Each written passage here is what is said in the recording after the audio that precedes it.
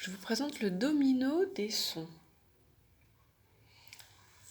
Sur chaque domino, vous trouvez une image indépendamment du son qui est à côté. Le principe, c'est comme pour les dominos, c'est de trouver le son qui correspond à l'image. Girafe, j. Bien entendu que là, ça n'est pas l'orthographe qui nous intéresse, mais juste le son que l'on entend. L'orthographe viendra plus tard. Là, on est vraiment dans l'apprentissage juste de la lecture. Donc, girafe. Feu. L'enfant va donc chercher le son f qui est au début du mot feu.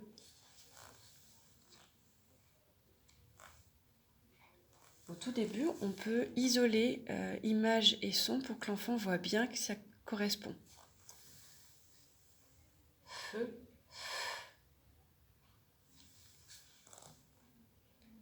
Ensuite, ainsi de suite, il va continuer de jouer comme avec un domino classique.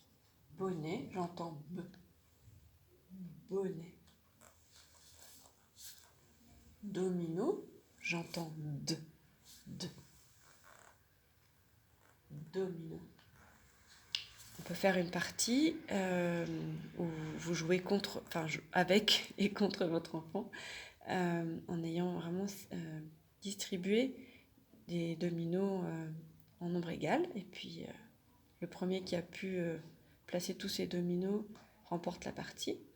Mais on peut aussi jouer de manière juste pédagogique, chercher la lettre, le son qui correspond à chaque dessin. Les lettres respectent le code de couleur choisi par Maria Montessori, à savoir que les consonnes sont rouges et les voyelles sont bleues. Il y a aussi une progression dans ce jeu. Vous verrez qu'il y a la série de 1 à 8. Dans la série 1, l'enfant peut déjà travailler avec les 4 premiers sons qu'il a vus. Et puis, on ne propose pas le domino tant que l'enfant n'a pas acquis les lettres suivantes. Donc la série 2, il voit encore 3 nouvelles lettres, puis la série 3, puis la série 4, et il progresse ainsi de suite jusqu'à la série 8, où là, on voit les digrammes et les sons faits avec plusieurs lettres, comme par exemple ici le 1, le AN. Et puis pour le son E, certaines écoles Montessori choisissent le AI, qui correspond à une manière d'écrire le son E assez fréquente, notamment avec l'usage de l'imparfait en français. Voilà. Il y a donc des animaux que vous allez peut-être découvrir. Ici, on retrouve le tatou pour trouver le OU. Voilà. Une fois que l'enfant a vu tous les sons, il peut bien mélanger tout le domino et donc avoir une partie de jeu beaucoup plus longue et peut-être plus amusante.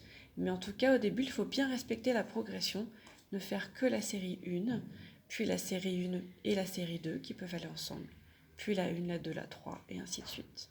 Ou alors, si l'on veut juste travailler une difficulté, à savoir ici on retrouve le B et le 2 qui posent problème, et le J et le feu qui peuvent des fois poser problème, avec le vœu d'ailleurs, et bien là c'est l'occasion de pouvoir vraiment travailler spécifiquement ces sons-là.